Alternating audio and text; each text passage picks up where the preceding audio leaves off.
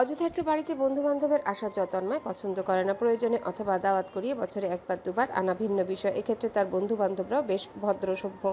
না বলে কই বাড়িতে অযথার্থ কখনো আসতে চায়নি, আসেওনি। প্রয়োজনে ঠিক তন্ময়ের জন্যই হয়তো বা দু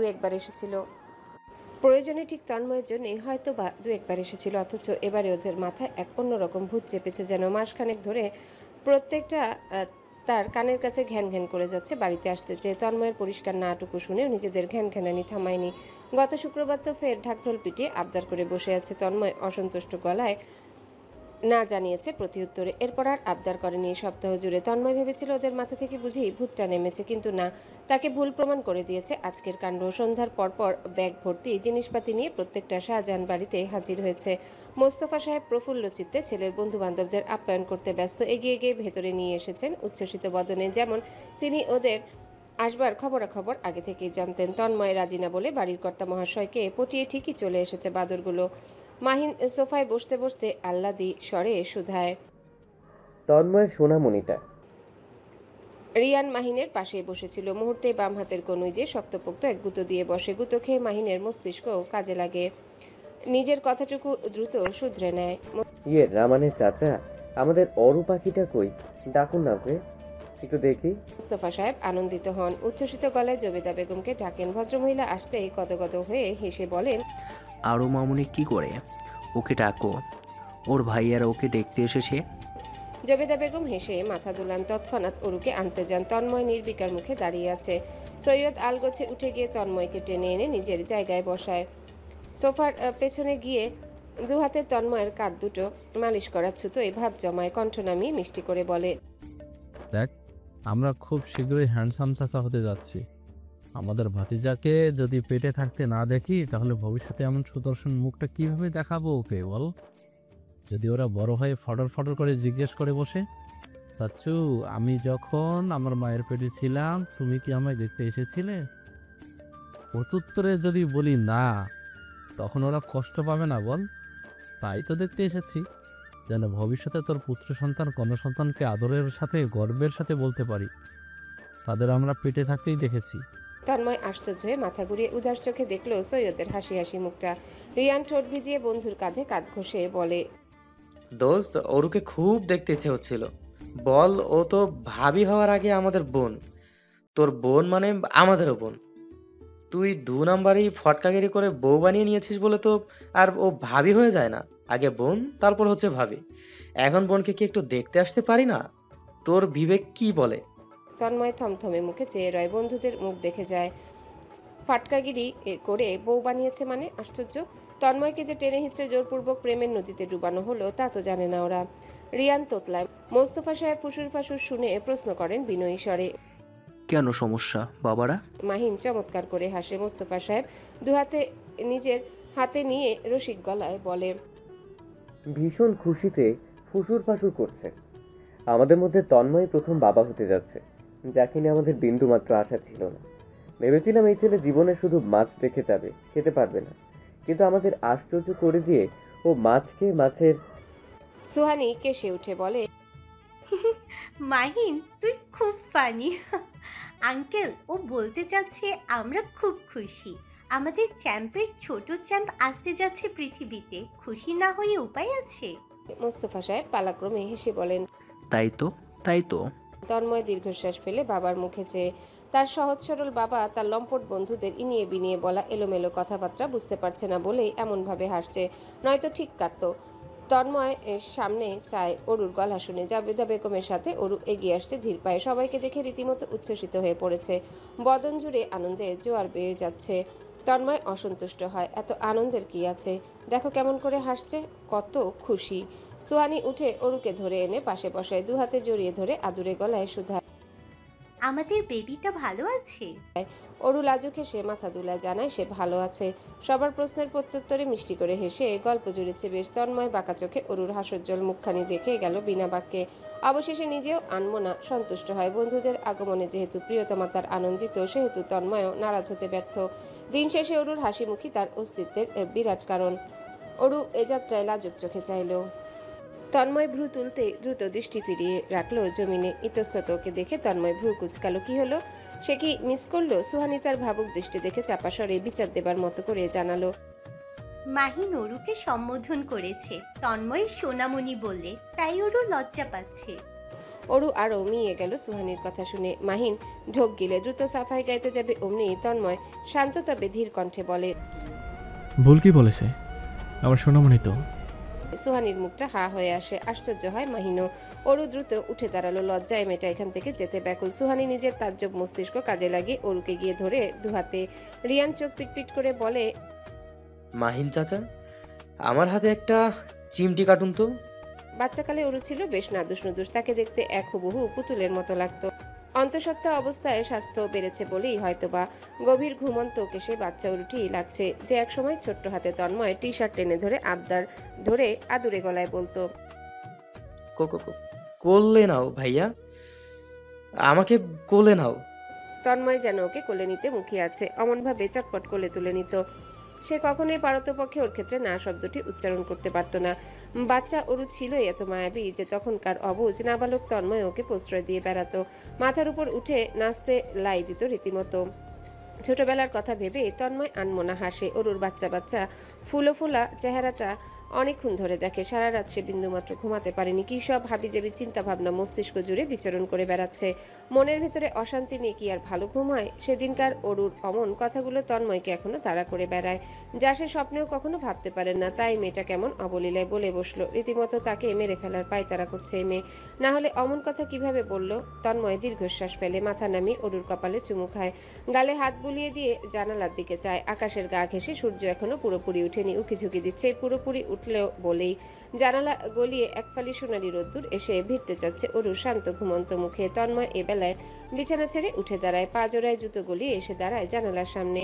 পর্দা টেনে দেয় ভালোভাবে। ফিরে এসে অরুর কোমরে পড়ে থাকা কমফোর্টার গলা পর্যন্ত টেনে দিয়ে এয়ার কন্ডিশনারের পাওয়ার কমিয়ে দেয়। অরুর গরম বেশি লাগে। ঘর ঠান্ডা করে কমফোর্টার জড়িয়ে ঘুমোতে পছন্দ করে। আর আজ এমনিতেও ভ্যাপসা গরম পড়েছে। অক্টোবরে এমন গরম পড়ার কথা তো নয়। প্রকৃতি যেন মাঝে মধ্যে উল্টো পথে চলতে ভালোবাসে। তন্ময় এক মগ গরম কফি নিয়ে এসে বসেছে বাগানে। মন মস্তিষ্ক শান্ত করতে মূলত এখানে বসা। বাতাসের মিহি স্পর্শ উপভোগ করতে নিয়ে কফির মগে চুমুক বসায়। তখনই চায়ের কাপ হাতে মোস্তফা সাহেবকে হাজির হতে দেখা যায়। ভদ্রলোক এতক্ষণ লিভিং রুমে বসে সংবাদপত্র পড়ছিলেন। ছেলেকে দেখে চা নিয়ে এসেছেন বাগানে বসতে। তন্ময়ের ঠিক পাশের চেয়ারটাতে আরাম করে বসেন। গলা পরিষ্কার করে চায়ের কাপে চুমুক বসান। আর চোখে ছেলের মুখে কয়েকবার দৃষ্টিপাত ফেলেন। একসময় চিন্তিত হয়ে শুধিয়েই বসেন। অশান্ত লাগছে তোমাকে, কি ব্যাপার? এহেন আচমকা প্রশ্নে তন্ময় নিঃশব্দে হাসে। বাবার দিকে চেয়ে প্রত্যুত্তরে বলে, কিভাবে বুঝলে আমার মুখে লেখা নাকি? মোস্তফা সাহেব মুহূর্তে গম্ভীর হলেন। যেন এমন প্রশ্ন তন্ময়ের মুখে মানায় না। শটানভাবে বসে ভদ্রলোক বলেন, লেখা। তবে ওই লেখা পিতৃতান্ত্রিক লেখা, শুধু বাবারাই পড়তে জানেন। তন্ময় আগ্রহী হয়। উৎসুক চোখে চেয়ে থেকে প্রশ্ন করে যায়, ভবিষ্যতে আমিও আমার ছেলেমেয়েদের মুখ পড়তে পারবো তো? মোস্তফা সাহেব নড়ে চড়ে উঠেন, চায়ে চুমুক বসান। অন্যদিকে ফিরে বুক ফুলিয়ে বিড়বিড় করে বলেন, আমার মতো সন্তানদের ভালোবাসলে অবশ্যই পারবে। তন্ময় হাসে শব্দ করে, ফিসফিস করে শুধায়, বাবা, আমি তোমার মতো ভালো বাবা হতে পারবো তো? মোস্তফা সাহেব থমকান, নরম হন, সময় নেন, প্রত্যুত্তরে গর্বিত কণ্ঠে আওড়ান, আমার চেয়েও ভালো বাবা হবে। দেখিও কেমন বাবা ভক্ত ছেলে মেয়ে হয় তোমার। তন্ময় দীর্ঘশ্বাস ফেলে শান্ত ভঙ্গিতে কফির মগে চুমুক বসায়। অদূরে পাখিরা উড়ে উড়ে কিচিমিচির করছে। সেদিকে চেয়েই বলে, আমি ভয় পাচ্ছি বাবা, আবার অপেক্ষা করছি। ভয় অপেক্ষা দুটোই মিশ্রিত অনুভূতি, যে বড্ড অসহনীয়। মোস্তফা সাহেব ছেলের কাঁধে হাত রেখে নীরবে আশ্বস্ত করেন, বোঝান সব ঠিক হবে। আল্লাহ আছেন, তিনি উত্তম পরিকল্পনাকারী, তিনি সব। কদিন ধরে শাহজাহান বাড়ির বাতিগুলো বন্ধ করা হয় না। রাত বিরেত সারা রাত জ্বালানো হয় ওর সুবিধার্থে। ঘরের বাতি জ্বালানোই থাকে রাতভর। ওর হঠাৎ করে এটা সেটার প্রয়োজন হয় বলে। সেদিন অক্টোবরের 13 তারিখ বুধবার রাতে 1:43, জানালার পাশে চেয়ারে বসে তন্ময় ল্যাপটপে কাজ করছিল। হঠাৎ করে ঘুমন্ত অরুকে আর্তনাদ করতে শোনা গেল। প্রথমে অস্পষ্ট ছিল, এরপর ধীরে ধীরে জোরালো গলাতে আর্তনাদ করে উঠে মেয়েটা। নিস্তব্ধতা চিরে আসা মেয়েলি কণ্ঠের আর্তনাদতে তন্ময় ধরফড়িয়ে উঠে দাঁড়ায়। দেখতে পায় অরুর কপালে রীতিমতো ঘাম জমেছে। চোখ মুখ খিচিয়ে রেখেছে। কেমন মনে হচ্ছে অনেকক্ষণ ধরে ব্যথা সহ্য করে শুয়ে আছে। না পারতে মুখ ফুটে আওয়াজ করে বসেছে। এ যাত্রায় দুর্বলভাবে উঠে বসতে যাচ্ছে পেট ধরে। তন্ময় দ্রুত কাছে এসে অরুকে দু হাতে জাপটে ধরে বসায়। বিচলিত ভঙ্গিতে সারা মুখ ছুঁয়ে প্রশ্ন করে। ব্যথা করছে? অরু ঢোক গিলে আওড়ায়। ভীষণ যন্ত্রণা হচ্ছে পেটে। অরুর ডেলিভারি তারিখ আরো 5 দিন পর ছিল। আজই ব্যথা উঠেছে। তন্ময়কে মুহূর্তে পাজা কোলে তুলে নেয়। ঘর ছেড়ে সে বেরুতে নিয়ে চিৎকার করে ডেকে ওঠে মোস্তফা সাহেবকে। মোস্তফা সাহেবের দরজা আধা খোলাই ছিল। এই সময়টাতে বাড়ির সবাই যেন চোখ কান খোলা রেখে বসে আছে। এক ডাকে ভদ্রলোক সহ জবেদা বেগমও হকচকিয়ে বেরিয়ে আসেন। প্রশ্নের ধার না ধরে মোস্তফা সাহেব কোনো রকমে গায়ে পাঞ্জাবি জড়িয়ে নিয়ে ছোটেন ছেলের পিছনে। ইতিমধ্যে বাড়ির সবাই জেগেছে। সুমিতা বেগম, জবেদা বেগম গুছিয়ে রাখা ব্যাগগুলো হাতে তুলে নিয়ে বেরিয়ে এসেছেন মুহূর্তে। মিনিট খানেকও তাদের প্রয়োজন পড়েনি, যেন আগে থেকেই সব প্রস্তুতি নেওয়া আছে। তাদের গাড়ি বের করেছে আকাশ। মোস্তফা সাহেব গাড়ির দরজা খুলে দিতেই অরুকে পেছনের সিটে বসিয়ে দেয় তন্ময়। অরুর দুপাশে উঠে বসেছে সুমিতা বেগম, জবেদা বেগম। দুর্বলভাবে আর্তনাদ করা অরুকে দুজনে জড়িয়ে রেখেছেন। আকাশ ড্রাইভিং থেকে নামতেই তন্ময় উঠে বসে ড্রাইভিংয়ে। মোস্তফা সাহেব ছেলের পাশে উঠে বসেছেন। আনোয়ার সাহেব বসেছেন স্ত্রীর পাশে। তন্ময় গাড়ি স্টার্ট করে। একটানে বাড়ি ছেড়ে বেরোয় গাড়িটা। নির্জন রাস্তা, জ্যামবিহীন রাস্তা হওয়াতে তাদের আকাঙ্ক্ষিত প্রাইভেট হসপিটালটিতে পৌঁছাতে 15 মিনিটেরও কম সময় লাগে। অক্টোবর, আজ 13 তারিখ। সময় ঠিক ভোর 4টা। এখনো ফজরের আজান পড়েনি। সম্ভবত কিছুক্ষণ বাদে পড়বে। ঝিরিঝিরি বৃষ্টি হয়ে যাচ্ছে ঘণ্টাখানেক যাবৎ। প্রথম দিকে ঝুম বৃষ্টি মিনিট 5-এর জন্য নেমেছিল বটে, তা অবশ্য বেশিক্ষণ স্থায়ী হয়নি। বাইরেটা অন্ধকারে ডুবেছে। মেঘলা গুমট আকাশের খুব কাছ দিয়ে একটা প্লেন যাচ্ছে। প্লেনটা রীতিমতো নেমে আসছে ধরনীর খুব কাছে। আকাশের বুক থেকে যতটা দূরে আসা সম্ভব ততটা দূরে। ছমছমে বাতাসের স্রোতে উঠছে বৃষ্টির ফোঁটা। বেয়ারা গাছের পাতারা। হাসপাতালের সামনে একটা কালো রঙের গাড়ি দাঁড়িয়ে আছে। হাসপাতালের সদর দরজার সামনে লাঠি হাতে দাঁড়ানো দারোয়ান দুবার সন্দেহের চোখে গাড়িটি আপাতমস্তক দেখে নিয়েছে। এই তো এসে জানালার কালো কাছে টোকা দিল বলে। ওদিকে বাইরে থেকে স্তব্ধ দেখতে গাড়িটার ভেতর তর্ক বিতর্ক চলছে এক নাগারে। এই সময় মাহিন হুলস্থুল বাদিয়ে গাড়ি থেকে বেরোতে চাইলে রিয়ানো শার্টের কলার টেনে ধরে ফের সিটে বসিয়ে দেয় একরকম জোরপূর্বক। মাহিন মহাবিরক্ত হয়। তিরিক্ষি মেজাজ দেখিয়ে বলে, তোদের যাওয়া লাগবে না, তোরা ঘুমা। তোদের তো আটকাচ্ছি না, আমাদের তো যেতে দে রে বাপ। সুহানির মাথা ধরেছে ভীষণ। চোখ দুটো ছোট ছোট হয়ে আছে। সে রীতিমতো কাঁচা ঘুম ফেলে এমন ভোর সকালে দিক বিদিক ভুলে বাড়ি থেকে একই পোশাকে বেরিয়ে এসেছে। এ পর্যায়ে বিরক্তিতে চ শব্দ উচ্চারণ করে ধমক দেয়। ভাই, মাথাটা একটু কাজে লাগিয়ে ভাব ভাব, প্লিজ লাগে। গাধার মতো কর্মকাণ্ড করিস না। এখন তন্ময়ের family timing, critical emotional situation. এই সময়ে আমরা আউটসাইডার গিয়ে উপস্থিত হলে তারা ডিস্টার্ব ফিল করতে পারে। তার উপর ইতিমধ্যে শাহজাহান বাড়ি সব ঢুকেছে হাসপাতালের ভেতর। ওটির বাইরে ফাঁকা জায়গা আছে কি না সন্দেহের ব্যাপার। মাহিনের গুরুগম্ভীর গোমরা মুখখানা বড্ড সরল দেখায়। সে খুব করে ভেতরে যেতে চায়। বন্ধুর কি অবস্থা নিজের চোখে দেখতে চায়। অরুকে সেই কখন ওটিতে নেওয়া হয়েছে, এখনো কোনো খবরাখবর শোনা যায়নি। মাহিন বিড়বিড় করে বলে, আর একজন, মাত্র একজন গেলে কিচ্ছুটি হবে না। তোরা বস, আমি গিয়ে তোদের আপডেট করব। রিয়ান ভূতের মতন চমৎকার ভঙ্গিতে হেসে চোখ মুখ বড় করে বলে, তুই বস তাহলে, আমি গিয়ে তোর আপডেট করব। সৈয়দ বন্ধুদের কর্মকাণ্ডে আশ্চর্য না হয়ে পারে না। বদমাশগুলোর সব বিষয়ে সবখানে ঝগড়া করা লাগবে, এমন একটা ব্যাপারেও সে অসন্তুষ্ট গলায় এবারে চিৎকার করে ওঠে, তোরা এসব পরে করবি, প্লিজ প্লিজ। একটু দোয়া দরুদ পড়লেও তো পারিস। ওর ডিফিকাল্ট ডেলিভারি হচ্ছে, বুঝছিস না? দুটো বেবি তো এভাবেই আকাশ থেকে টপরে পড়বে না। আমি তো ভেতরে না গিয়ে তন্ময়কে না দেখেও বলতে পারবো ও লিটারেলি পাগল হয়ে যাচ্ছে বোধহয়। কথাগুলো তার মুখ থেকে বেরোতে গাড়ির ভেতরটা নিশ্চুপ হয়ে গেল এক মুহূর্ত। থমথমে পরিবেশে হালকা কেশে মাহিন আলগোছে দুহাত তুলে মোনাজাত ধরল। বিড়বিড় করে দোয়া দুরুদ পড়তে শুরু করলো। ভদ্রসভ্যভাবে বসে রিয়ানো একই কাণ্ড করাতে সৈয়দের মুখের ভেতরটা তেতো হয়ে এলো। নীল হলো মুখ। আশ্চর্য হয়ে নিঃশব্দে চোখ দুটো ঘুরিয়ে জানালা গলিয়ে বাইরে চাইলো। আকাশ মেসেজের রিপ্লাই করেছিল 4 মিনিট আগে। অরুণ নর্মাল ডেলিভারি হবার সম্ভাবনা একদমই নেই। অবস্থা বেগতিক। যমজ দুটো বাচ্চার একটা বাচ্চার অবস্থান উল্টো। বাধ্যতামূলক সিজার করতে হবে। এই মুহূর্তে তন্ময়ের মানসিক অবস্থা খুব একটা অবশ্যই ভালো হওয়ার কথা না। তার বন্ধুর দুর্বলতায় দুর্বল হয়ে হাসপাতালের বেডে শুয়ে আছে। তার উপর ক্রিটিক্যাল সিচুয়েশন। এই সময়ে চেয়েও তারা বন্ধু বান্ধবরা পাশে থাকতে পারবে না। দূর থেকে অনুসরণ করতে হবে। সবকিছুর একটা নির্দিষ্ট সীমাবদ্ধতা তো আছে, তবে প্রয়োজনে সেই সীমাবদ্ধতা ভেঙে ফেলতেও তাদের দ্বিধা নেই। আর একটু ধৈর্য সহকারে বসে থাকলেই হবে। করিডোরে শাহজাহান বাড়ির প্রত্যেকে বিদ্যমান। ছোট্ট দীপ্ত অবধি বাড়িতে থাকতে রাজি নয়। কান্নাকাটি করে আকাশের সঙ্গে চলে এসেছে প্রায় নিঃশব্দে। আকাশ অবশ্য বারবার বলে কয়ে এনেছে কোনো প্রকার হই হুল্লোড় প্রশ্নাবলী করা যাবে না। দীপ্ত বেশ বুঝদার বাচ্চা মানুষ। আজ একটা শব্দ উচ্চারণ করেনি। ওর মধ্যে চঞ্চলতা নেই বললেই চলছে। পুতুলের মতো চুপচাপ দুহাত একত্রিত করে মুখের সামনে ধরে রেখেছে, মোনাজাত ধরেছে ঠিকই, তবে ওর ছোট ছোট চোখ দুটো শোকাহত ভঙ্গিতে ঘুরে ফিরে সকলের চিন্তায় মগ্ন, মুখখানি দেখতে ব্যস্ত। পরিস্থিতি থমথমে, বাইরের আবহাওয়ার মতো গুমোট শীতল। মোস্তফা সাহেবের বয়স হয়েছে, বেশিক্ষণ দাঁড়িয়ে থাকতে পারেন না, তারপরও ভদ্রলোক চিন্তিত মুখে কঠোরভাবে দাঁড়িয়েছিলেন ঘণ্টাখানেক ধরে। এই পর্যায়ে একমাত্র ছেলের নারাজি দেখে এক প্রকার বাধ্য হয়ে বসেছেন। আনোয়ার সাহেব পায়চারি করছেন অস্থির ভঙ্গিতে, বারবার করে চাইছেন ওটির দিকটায়। সুমিতা বেগম এক কোণে বসে আঁচলে মুখ গুজে কাঁদছেন, সেই কান্নায় জবেদা বেগমের চোখ দুটো ছলছল করছে। মুফতি বেগম সামলে নেবার চেষ্টা করছেন কান্নারত সুমিতা বেগমকে। ওহি সাহেবের ইশারায় আকাশ এ যাত্রায় গিয়ে দাঁড়িয়েছে তন্ময়ের পিছু। তন্ময় বসেনি, বসছেও না, আরাম করে বসার মতো বোধগম্যতায় বুঝি তার আর নেই। সে হাসপাতালে ঢুকেছে অবধি এখনও দুই পায়ের উপরেই দাঁড়িয়ে রয়েছে, নিষ্ঠুরভাবে কাঁপছে হাত জোড়া। তার এলোমেলো ঘন কালো চুলগুলো কপাল জুড়ে অবিন্যস্ত হয়ে পড়ে আছে, রক্তিম চোখ জোড়ায় দৃষ্টি নিবদ্ধ ওই বন্ধ ওটিতেই। আকাশ কাঁধে হাত রাখলেও তার হেলদোল হলো না, মস্তিষ্ক জুড়ে বারবার করে ডাক্তারের কথাগুলোই পুনরাবৃত্তি হয়ে চলেছে।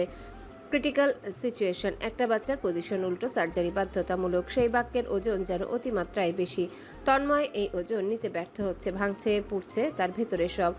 এই মুহূর্তে অনেক কিছু নিয়ে তার ভয় হচ্ছে, ভীষণভাবে হচ্ছে। নিজে অজান্তেই সেই ভয় থেকে জন্ম নিচ্ছে অনুশোচনার। কোনোভাবেই বাজে বিশ্রী চিন্তাভাবনাগুলো সরিয়ে ফেলা যাচ্ছে না। বারবার করে মনে হচ্ছে অরুকে গভীরভাবে নিজের খুব কাছে টেনে নেওয়াটাই বোধহয় সবচেয়ে বড় ভুল ছিল তার। নাহলে কি আর এমন পরিস্থিতি দাঁড়াতো? অরুর জীবন, তার বাচ্চাদের জীবন আজ ঝুঁকিতে পড়তো। তার নিজেকে যে দোষী লাগছে, নিজের উপর এতটা ক্রোধ, এতটা অসহনীয় অনুভূতি এর আগে কখনো হয়নি। দুমড়ে মুচড়ে যাওয়া হৃৎপিণ্ডের ব্যথা সহ্য করা যেন সাধ্যের বাইরে চলে যাচ্ছে। ক্রমান্বয়ে রক্তিম হয়ে আসা চোখ দুটো এবেলায় তন্ময় বুঝে নেয়, চোয়াল শক্ত হয়, আকাশ ভড়কে যায় তন্ময়ের এরূপে। স্তব্ধ মিহিসরে আওড়ায়, শান্ত হ ভাই, এবার ভেঙে পড়িস না, কিচ্ছু হবে না আমাদের আরুর বাবুদের, একটু শক্ত হ। ছেলের অবস্থা বুঝে মোস্তফা সাহেব উঠে এগিয়ে আসছেন। এদিকে আকাশ পিছিয়ে যায় চাচ্চুকে দেখে, আশ্বস্ত করতে যান আনোয়ার সাহেবকে। মোস্তফা সাহেব এসে দাঁড়ান ছেলের পাশে, ডান হাতটা আলতোভাবে রাখেন চওড়া কাঁধে। তন্ময় চোখ খুলে ঠিকই, তবে রক্তিম চোখ দুটো আড়াল করতে মাথা নত করেই রাখে। ছেলের মুখ সচক্ষে না দেখেও যেন দেখে নিয়েছেন মোস্তফা সাহেব। ছেলের কাঁধ চাপড়ে দিয়ে আহ্লাদি ভঙ্গিমায় বলেন, এখনই এমন ভেঙে পড়লে হবে বাবা? এখনো তো স্ত্রী দুটোকে সন্তান সামলানোর বাকি তোমার। সারা মাসের ভয়ে আতঙ্কের এক তাণ্ডব যেন ভেঙে গুড়িয়ে গিয়েছে। তন্ময় আশ্চর্যজনকভাবে ডুকরে ওঠে, ঠোঁটে ঠোঁট শক্ত করে টিপে উগলে আসা কান্না দমিয়ে রাখে, চোখ তুলে চায় বাবার চোখে। মুহূর্তে বাম চোখ দিয়ে এক ফোঁটা অশ্রু জল গাল বেয়ে গড়াতে সে আওড়ায়। আমি তো তাই চাই বাবা। মোস্তফা সাহেবের চোখ জোড়াও চলচল করে ওঠে। ডান হাতের উল্টো পিঠ দিয়ে ছেলের বাম গালের চোখের জলটুকু মুছে দেন, আহত গলায় বলেন, যা চাও তাই হবে ইনশাল্লাহ। তন্ময় সময় নিয়ে বাবার সাথে বিড়বিড় করে। ইনশাআল্লাহ। আনোয়ার সাহেবও এসে দাঁড়িয়েছেন বড় ভাই ভাইপোর পাশে। তিনজনই চেয়ে আছেন ওটির দিকে। লাল বাতিটা জ্বলে যাচ্ছে, সেটি নেভার যেন নামমাত্র নেই। তা নেভার অপেক্ষাতে আছে সবাই। তখনই জ্বলতে থাকা লাল বাতিটা নিভে যায়। পরপরই দরজাটা হুট করে খুলে ভেতরে থেকে মোস্তফা সাহেব, আনোয়ার সাহেব দ্রুত বেগে এগুলেও তন্ময়ের পা দুটো যেন ফ্লোরের সাথে চুম্বকের মতো আটকে আছে, নাড়ানো যাচ্ছে না। পুরো তার সত্তা স্তব্ধ, বিমূঢ়, ভয়ে আটসাট হয় ভেতরটা। সামলানো সম্ভব হচ্ছে না ভীত তটস্থ হৃদয়কে। তার পৃথিবী যেন ধসে পড়বে এক মুহূর্তে। সেই মুহূর্তে দুটো সাদা ইউনিফর্ম পরিহিত নার্সদের বেরোতে দেখা গেল। দুজনের কোলতে শুভ্র রঙের তোয়ালেতে পেঁচানো শিশু। তন্ময় ভেজা চোখে দেখে সেই শিশু দুটোকে। এই যাত্রায় পা জোড়াও চালালো দ্রুত বেগে। শ্বাস প্রশ্বাস অস্বাভাবিক হওয়া সত্ত্বেও দ্রুত পায়ে ওটির ভেতর যেতে চাইল। ডাক্তার ঠিক সেই সময় বেরিয়ে আসলে মুখোমুখি হয়ে পড়ে। তন্ময়ের চোখ মুখ দেখে ভদ্রমহিলা বিনয়ের সাথে হেসে বললেন, শান্ত হন মিস্টার, আপনার স্ত্রী এবং বাচ্চারা আলহামদুলিল্লাহ সুস্থ আছেন, এখনও চেতনা ফিরেনি। ঘণ্টাখানেকের মধ্যে চেতনা ফিরবে বলে আমরা আশাবাদী। চেতনা এলেই আপনি দেখা করতে পারবেন আপনার স্ত্রীর সাথে। নার্স দুজনকে ঘিরে ধরেছে শাহজাহান বাড়ির সদস্যরা। নার্স একজন মিহিসরে জিজ্ঞাসা করে, বাচ্চাদের বাবাকে? মোস্তফা সাহেব টলমলে চোখে ছেলের দিকে চাইলেন। তন্ময়ের হাত কাঁপে কাঁপে কণ্ঠস্বর, কোনো রকমে অস্পষ্ট গলায় প্রত্যুত্তর এই বলে, আমি। নার্স দুজন সর্বপ্রথম সন্তানদের পিতা অর্থাৎ তন্ময়ের দিকে বাচ্চা একটি এগিয়ে ধরে কোলে নেবার জন্য। তন্ময় বিস্ময় নিয়ে চেয়ে আছে পুতুলের মতো চোখ বুজে থাকা বাচ্চার মুখে। তার সন্তান তার আর অরুর সন্তান তাদের সন্তান, এই অনুভূতি এক মুহূর্তে নির্বিকারভাবে অনুভব করার মতো নয়। রীতিমতো তার হৃৎপিণ্ড লাফাচ্ছে, সর্বাঙ্গ উত্তেজনায় কাঁপছে, চোখ দুটো জলে থই থই করছে। আনোয়ার সাহেব কান্নার সাথে হাসছেনও। তন্ময়ের দিকে চেয়ে উচ্চকণ্ঠে বলেন, দ্রুত কোলে না নিলে কিন্তু আমি নেব। তন্ময়ের টনক নড়ে, সে দ্রুত হাত বাড়ায় বাচ্চাদের মতো। হেসে নার্স একজন প্রথম বাচ্চাটি তন্ময়ের কোলে তুলে দেয়। এত ছোট এত আদুরে প্রাণটি কম্পিত হাতে কোলে নিতেই তন্ময় ভেঙে গুড়িয়ে যায়। দুচোখ বেয়ে ঝরে কয়েক ফোঁটা অশ্রুজল। নরমভাবে আগলে নেয় বুকের মধ্যে, ডান হাতে ছুঁয়ে দেয় ছোট্ট হাত দুটো। আলতোভাবে মাথা ঝুঁকিয়ে ঠোঁট ছোঁয়ায় লাল বোচানাকে, অস্পষ্ট গলায় আওড়ায়, বাবা, আমার বাবা। আনোয়ার সাহেব ছুটে কাছে গেলেন। এবেলায় তারা দিয়ে বলে, দে, এবার আমাকে দে তন্ময়। তন্ময় অনিচ্ছুক হওয়া সত্ত্বেও সচেতনতার সাথে আনোয়ার সাহেবের কোলে তুলে দেয়। আনোয়ার সাহেব কোলে নিয়ে প্যাচ করে কেঁদে ওঠেন। তার পাশে মোস্তফা সাহেবও কোলে নিতে ব্যাকুল। নার্সের বাড়িয়ে দেওয়া দ্বিতীয় বাচ্চাটা এবারে তন্ময় দু হাতে আলতোভাবে কোলে নেয়। এই জন চেয়ে আছে ছোট ছোট চোখে, ছোট হাত দুটো মুষ্টিবদ্ধ করে রেখেছে, নড়চড় করছে, অস্পষ্ট গলা কাঁদতেও চাচ্ছে। নার্সটি হেসে বলেন, এটি আপনার ছেলে স্যার, ছোট জন, এই জন্যই উল্টো ছিল। খুব দুষ্টু চঞ্চল হবে, একবারও চোখ বোঝেনি। আপনার মেয়েটা সেই তুলনায় খুবই শান্ত, একটুও কান্নাকাটি করেনি, চুপচাপ ঘুমিয়ে আছে এখনো পর্যন্ত। নার্সের কথাগুলো শুনতে শুনতে সন্তানকে বুকের মধ্যে আগলে নিয়ে তন্ময় নির্নিমেষ বাচ্চা মুখ পানে চেয়ে মুগ্ধ হয়, বাকরুদ্ধ হয়। চঞ্চল মুষ্টিবদ্ধ হাতটা তুলে ঠোঁটের সামনে ধরে ঠোঁট ছোঁয়ায়, ডাকে, ফারাজ, আমার আব্বাজান। ফায়েজাকে ঘিরে পরিবারে এমন হুলস্থুল কাণ্ড কারখানা যেমন কম হচ্ছিল তা পোষাতেই বুঝি বন্ধুদের আগমন ঘটে। এই সময় মাহিনের পেছনে সারি বেঁধে সবগুলো মিয়ে যাওয়া বিড়ালের মতন ছোট ছোট কদমে এসে ঠিক তন্ময়ের পেছনে দাঁড়িয়ে পড়েছে, খুব আলগোছে, শটান দেহে। আপাতত কাউকে বিরক্ত অথবা অস্বস্তিতে ফেলতে চায় না তারা। এমন এক নাজুক সময়ে বাইরের মানুষের উপস্থিতি মোটেও সভ্যতার কাতারে পড়ে না। এমনিতেও বন্ধুরা তারা সবগুলো অসভ্য, তবে নিজেদের বন্ধুর পরিবারের কাছে মোটেও অসভ্য ইচড়ে পাকা নয়, বরঞ্চ বেশ ভদ্রসভ্য, ধোয়া তুলসী পাতার এক প্রতিবিম্ব দেখিয়ে এসেছে যুগ ধরে। এই কাজে তাদের আগে পিছে কারো অস্তিত্ব থাকাটাই অসম্ভব প্রায়। মাহিন নীরবে মাথাটা নুইয়ে বেশ নিপুণ দৃষ্টিতে দেখছে তন্ময়ের কোলের ছোট্ট তুলতুলে নরম প্রাণটিকে। ছটফটে নবজাতক শিশুটিকে শুভ্র রঙের তোয়ালেতে মোড়ানো হয়েছে, ধবধবে সাদা চামড়ায় লালচে আভা, হাপুস হুপুস করছে শীর্ণ ঠোঁট দুটো, কি ভীষণ টকটকে লাল। তন্ময় টুপ করে মাথা নুইয়ে ছেলের মুখের কোণে ঠোঁট ছুঁয়ে দেয় বড্ড আদুরে ভাবে। তার বড় ডান হাতের একটা আঙ্গুল মুষ্টিবদ্ধ করে রেখেছে ফায়াজ। তন্ময় সেই ছোট্ট মুষ্টিবদ্ধ হাতটিতেও চুমু দিয়ে মিহিস্বরে ডাকে, বাবা, এই যে বাবা, ফারাজ, আমার রাজপুত্র। ঠিক এক জীবন্ত পুতুলের মতোই দেখতে শিশুটিকে কোলে নেবার জন্য রীতিমতো হাত নিষ্পিস করছে প্রত্যেকের। বন্ধুদের মধ্যে সবচেয়ে চঞ্চল উৎসুক মাহিন আর নিজেকে দমিয়ে রাখতে পারে না। সে ভেবে এসেছিল শুধু দূর থেকে দেখে যাবে, একদম আগ বাড়িয়ে বাচ্চাদের কোলে নেবার তারা দেখাবে না, আরেকজনের ভাগিদার হয়ে মোটেও দাঁড়াবে না। তবে তার বুঝি হওয়ার নয়। মাহিন দ্রুত কদমে পেছন থেকে সামনে সবাইকে ঠেলে ঠুলে সরিয়ে তন্ময়ের দিকে নিজের উত্তেজিত হাত দুটো মেলে দেয়। ভারী চমৎকার হেসে উৎসুক চোখে চেয়ে বলে, আমি একটু নিই। দে না রে দোস্ত, বাবাকে আমার কোলে মিনিট খানেকের জন্য দে। তন্ময় এতক্ষণ ওদের খেয়াল করেনি। আওয়াজ শুনে আশ্চর্য হয়ে মাথা তুলতেই পেছন থেকে সব ঝাঁপিয়ে পড়ে তার গায়ের উপর। রিয়ান এক প্রকারে তন্ময়ের প্রশস্ত কাজ জড়িয়ে ধরে চিৎকার করতে গিয়ে থেমে যায় চারিপাশ চেয়ে। মোস্তফা সাহেব বড় চোখে চেয়ে আছেন। রিয়ান ঠোক গিলে সাফাই গাইতে কাইকুই করে হাসার চেষ্টা করে সামান্য। আসসালামু আলাইকুম চাচা, দুঃখিত এমন অসময়ে না বলে চলে এসে বিরক্ত করলাম। এবেলায় হেসে ফেলেন মোস্তফা সাহেব, পালাক্রমে হাসেন বাকিরাও। আনোয়ার সাহেবের চোখের কোণে তখনও ভেজা, তার কোলে ফাইজা চোখ বুজে শুয়ে আছে। তিনি মৃদু হেসে বলেন, বিরক্তির কি আছে বাবা, চাচু হয়েছে, ভাতিজাকে দেখতে আসবো না? রিয়ান আপ্লুত হয়, সন্তুষ্টিতে যেন পাখা নাড়িয়ে আকাশে উঠছে। দ্রুত আনোয়ার সাহেবের দিকে এগিয়ে আসে, মুগ্ধ চোখে চেয়ে ভদ্রলোকের কাঁধ ঘেঁষে হাত দুটো বাড়িয়ে দিয়ে আদুরে গলায় আবদার করে, চাচা আমার কোলে একটু দিন না। আনোয়ার সাহেব উচ্চ কণ্ঠে হেসে উঠেন, বলেন, এভাবে বলার কি আছে, নাও নাও, এই তো। রিয়ান কাপা কাপা হাতে ফাইজাকে বুকে জড়িয়ে নেয়।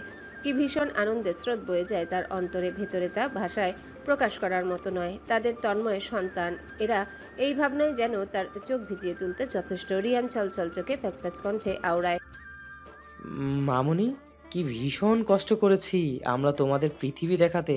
তা যদি ভবিষ্যতে জানো, আমাকে তুমি গুনে গুনে গালে 4টা চুমু দিবে, তুমি লিখে রাখো। সুহানি ঠোঁটে ঠোঁট টিপে হাসি চেপে চিমটি কাটে রিয়ানের বাহুতে, শাসায় চুপিসারে, তুই কি থামবি? তন্ময় দীর্ঘশ্বাস ফেলে আর চোখে দেখে মাহিনের আগ্রহী মুখ। মাহিন মাথা নুয়ে তন্ময়ের কানের কাছে ফিসফিস করে বলে, কংগ্রাচুলেশনস দোস্ত, তোর বাবা হওয়ার ক্রেডিট কিন্তু আমাদের 1% হলেও আছে। হ্যাঁ মানছি 99% তোর, কিন্তু দোস্ত বাসর আমরাই সাজিয়েছিলাম, রিমেম্বার? নইলে কিন্তু আজ তুই দুটো সন্তান হাতে দাঁড়াতে পারতি না। তাই এখন বাবাকে আমার কোলে দে তাড়াতাড়ি। তন্ময় নির্বিকার থাকতে পারে না, থমথমে চোখে বন্ধুরকে কিছুক্ষণ দেখে নেয়, অগত্যা নিঃশব্দে হেসেও ফেলে ওদের কাণ্ডতে। সাথে সাথে সন্তানকে অতি সাবধানে বাড়িয়ে দেয় বন্ধুর কোলে। মাহিন উৎসাহিত তবে কম্পিত হাতে ফাইজাকে কোলে নিয়ে মোমের মতন গলে যায়, মাথায় হাত বুলিয়ে দেয়। তন্ময় সে দৃশ্যে হাসে, নরম চোখে দেখে সন্তানদের ঘিরে থাকা আবেগে আপ্লুত পরিবারকে। হাত ঘড়িতে দৃষ্টি বুলিয়ে তন্ময় সরে আসে, খুঁজে বেড়ায় নার্সদের। বাইরে ঝুম বৃষ্টি নামছে তখনও, ভোররাত থেকেই নেমে যাচ্ছে। ঝড়ো বাতাস এখনো বিদ্যমান। করিডোরের মাথায় মস্ত বড় জানালা, জানালার কাছে বয়ে যাচ্ছে বৃষ্টির রেখা। তন্ময় দাঁড়িয়ে আছে এখানটাতে, ঠিক জানালার সামনে, দৃষ্টি শূন্যে। ভাবনারা সচেতন।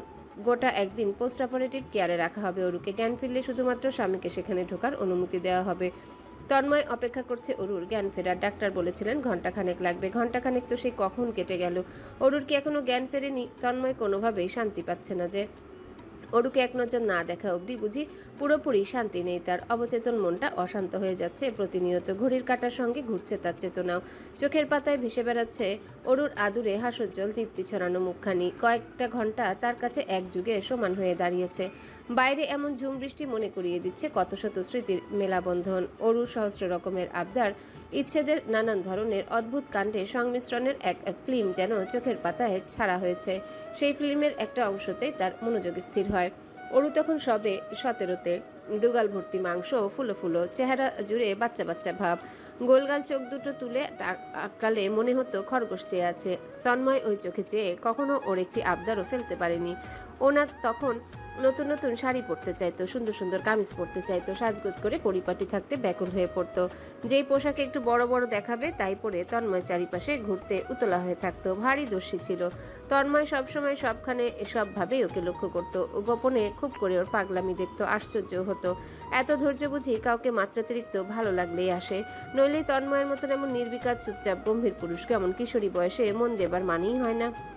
তার জন্য এমন আধা পাগল কাণ্ড করার কারণও হয় না।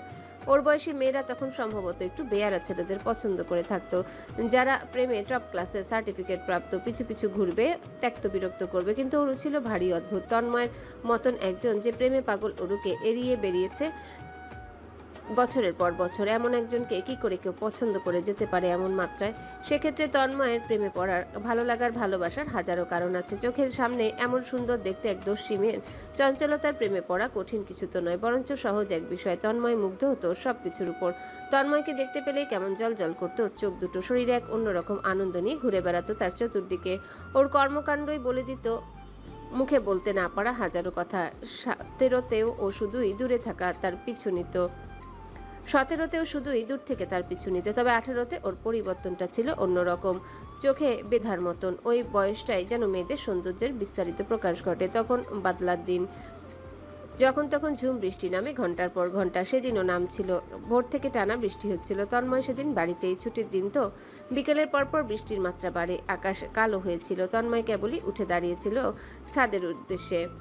ছাদের দুয়ারে গিয়ে তার পাজোড়া থমকে যায় পুরোপুরি। শ্বাস প্রশ্বাস ক্ষণিকের জন্য বুকে আটকে রয়। ছাদে অরু ভিজছে, টপটপ করে বৃষ্টির ফোঁটা পড়ছে ওর গা জুড়ে। কোমর সমান কালো চুলগুলো ছাড়া, সেগুলো ভিজে অঙ্গ প্রত্যঙ্গের ভাজে ভাজে লেপটেছিল। ওর দু হাতে তন্ময়ের নেভি ব্লু রঙের শার্টটা, বুকে তা শক্ত করে জড়িয়ে রেখেছে। হাসছে, ঘুরছে, বিড়বিড় করে কথাও বলছে। তন্ময়ের হৃৎপিণ্ড তখন উত্তেজিত, কি জোরসে বিট করছিল। মনে হচ্ছিল হার্ট ব্লক খাবে সে।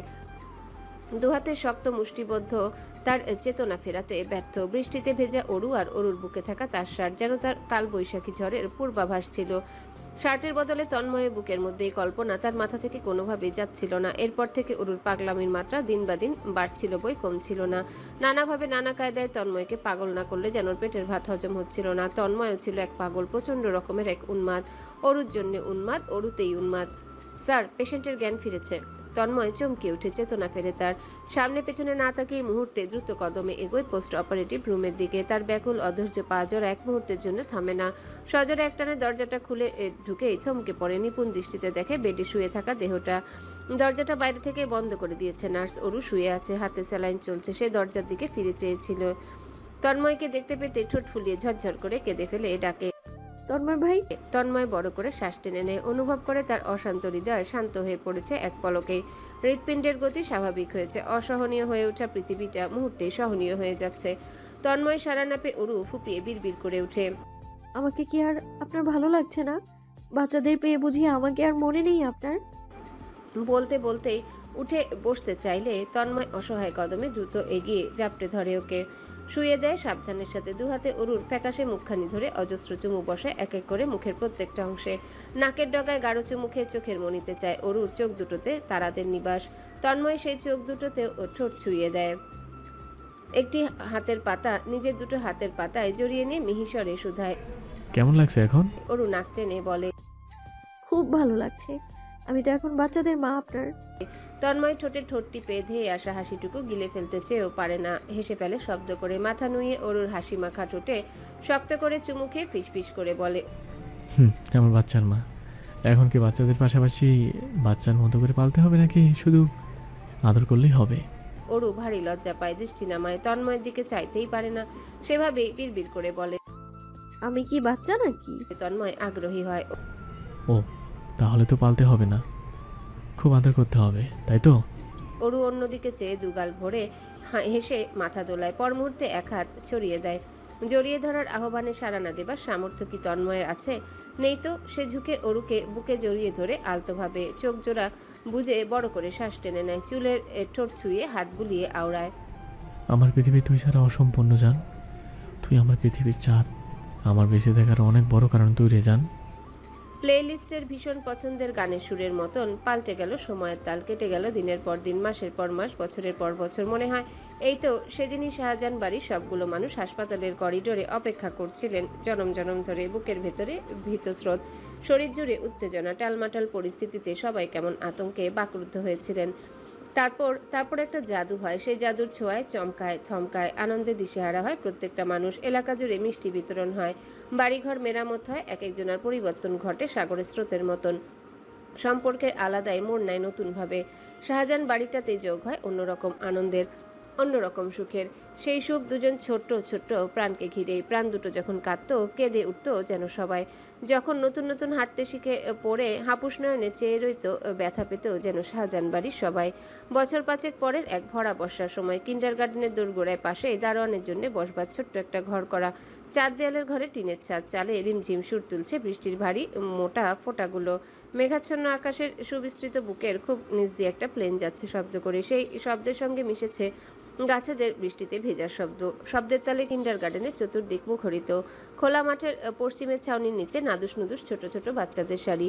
সারিবদ্ধ বাচ্চাদের মধ্যিখানে দাঁড়িয়ে ছোটখাটো দুর্দান্ত চঞ্চল দেহটি ছটফট করছে রীতিমতো। শাড়িতে নড়চড়বিহীন দাঁড়াতে বড্ড অপারক সে। স্বাস্থ্যসম্মত ধবধবে ফর্সা বর্ণের। বাচ্চাটার গায়ে কালো হাফ প্যান্টের সাথে ছোট হাতা সাদা শার্ট ইন করে পরা। গলায় কালো রঙের টাই ঝোলানো। দু কাঁধে ব্যাগ, হাতে পানির বোতল। কি ভীষণ সুন্দর মিষ্টি একটা মুখ। বিধাতা যেন বড় আদরে নিজ হাতে তৈরি করেছেন। আপাতত ওই আদুরে বাচ্চা মুখটি কাঙ্ক্ষিত দৃষ্টিতে বারংবার প্রবল বৃষ্টির মধ্যেই চাইছে অদূরের দুয়ারের দিকে। দারোয়ান কালো রঙের রেনকোট পরে দাঁড়িয়ে আছেন ওদিকটাতেই। গাড়ি ঢুকতে সাহায্য করছেন। বাচ্চাদের পরিবার এক এক করে এসে ছাতা মেলে নিয়ে যাচ্ছেন নিজ নিজ বাচ্চাদের। বাম হাতের লেটেস্ট স্পাইডারম্যানের ঘড়িটিতে নজর বুলায় অত্যন্ত চঞ্চল বাউন্ডুলে ফায়াজ। সময় তো সে বুঝলো না, তারপরও নজর বুলিয়ে গেল নিজের মতন। এক পর্যায়ে নার্সারির প্রধান শিক্ষিকাকে প্রশ্ন করলো বিনয়ী তবে অধৈর্য গলায়, ম্যাম কয়টা বাজছে? নীলা বেগম ফায়াজের সুন্দর মুখটার গাম্ভীর্যতা দেখে হেসে ফেলেন। নিজের হাত ঘড়িতে দৃষ্টি বুলিয়ে মিহিসরে জানান, 5টা বাজতে এখনো 9 মিনিট বাকি। ফায়াজ, তোমাদের ফ্যামিলি কার এসেছে তো, যাচ্ছ না কেন? কারোর জন্য অপেক্ষা করছো বুঝি? ফায়াজ বড়দের মতো মাথা দোলায়। পুনরায় দুয়ারের দিকটায় তাকায় অশান্ত ভঙ্গিতে। চেনা পরিচিত গাড়িটির আগমনের আকাঙ্ক্ষায় ব্যাকুল ও মাথা দুলিয়ে আদুরে কণ্ঠে বলে, পাপার জন্য পাপা আসবে? এই কথায় নীলা বেগম ভারী আশ্চর্য হলেন। তিনি যতটুকু জানেন ফাইজার বাবা আপাতত দেশে নেই।